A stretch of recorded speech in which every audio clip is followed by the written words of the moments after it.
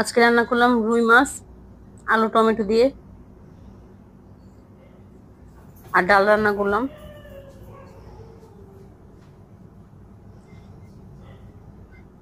তো আসসালামু আলাইকুম, কেমন আছেন সবাই? আশা করি ভালোই আছেন।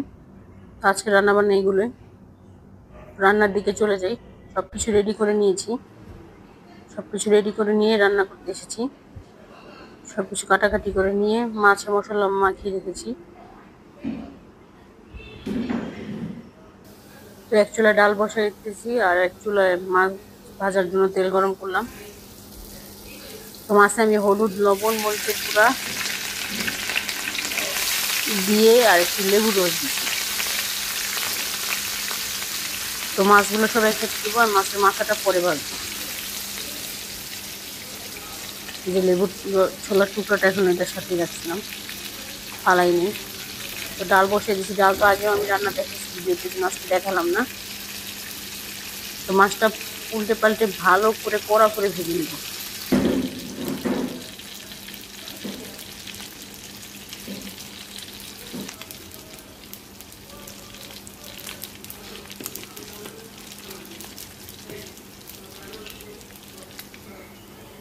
তো মাছগুলো আমার ভাজা হয়ে গেছে, নামিয়ে এখন মাথাটা দিয়ে দিব।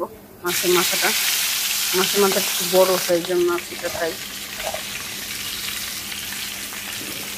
মাথাটাও ভালো করে ভেজে নিচ্ছি। এটা উঠে নিব। এরপর আমি আলুগুলো ভেজে নিব। আলুগুলো ভাজলে কি হয়, তরকারিটা মজা লাগে। তা আলুগুলো ভালো করে ভেজে নিব আমি। আলুর মধ্যে কিছু দিইনি, আমি লবণ হলুদ কিছু দিইনি, শুধু আলুগুলো কেটে ধুয়ে নিয়েছি, এতে ভালো করে ভাজবো। আলুগুলো ভাজা হয়ে গেছে, নামিয়ে নিয়ে এখন আমি তরকারিটা বসাবো। তো ওই মাছ ভাজার তেলগুলোই দিলাম, আর পেঁয়াজ দিলাম, আর একটু তেল অ্যাড করবো সাথে। ওইদিকে ডালটা আমার হয়ে গেছে, নামিয়ে নিব। ওই চুলে নামিয়ে ভাত বসিয়ে দিব। পেঁয়াজটা ভালো করে ভাজা হোক।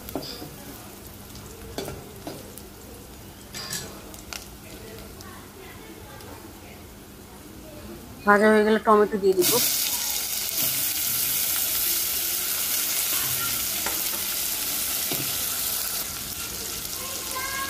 এরপর লবণ দিব, হলুদের গুঁড়া দিব, আর মরিচের গুঁড়া, মশলা পরিমাণ মতো দিয়ে দিব।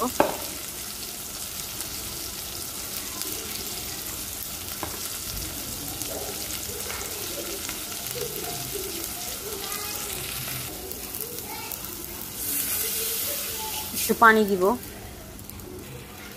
এরপর আলুগুলো দিয়ে দিব, দিয়ে ভালো করে কষাবো।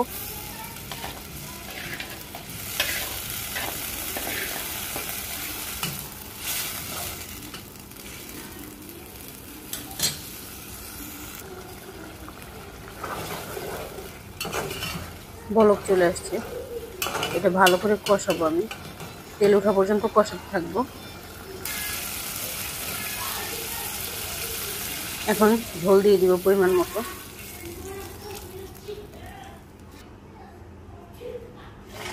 এরপর ভাজা মাছগুলো দিয়ে দিব। তো মাথাটা দিব। মাছগুলো দিতে গিয়ে দেখি আমি তরকারির জন্য পাতিলটা ছোট নিয়ে নিছি, আর একটু বড় নেওয়া উচিত ছিল, বা ছেটানো টাইপের কড়াই নেওয়া উচিত ছিল।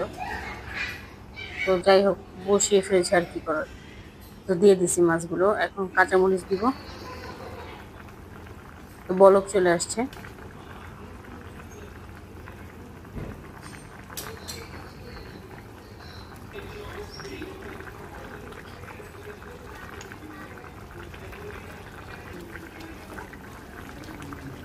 তো এই পর্যায়ে আমি ধনিয়া পাতা দিয়ে দিব।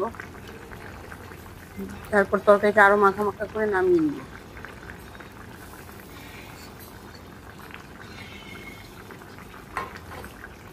তো আজকে এই পর্যন্তই। ভালো থাকবেন সবাই। আসসালামু আলাইকুম।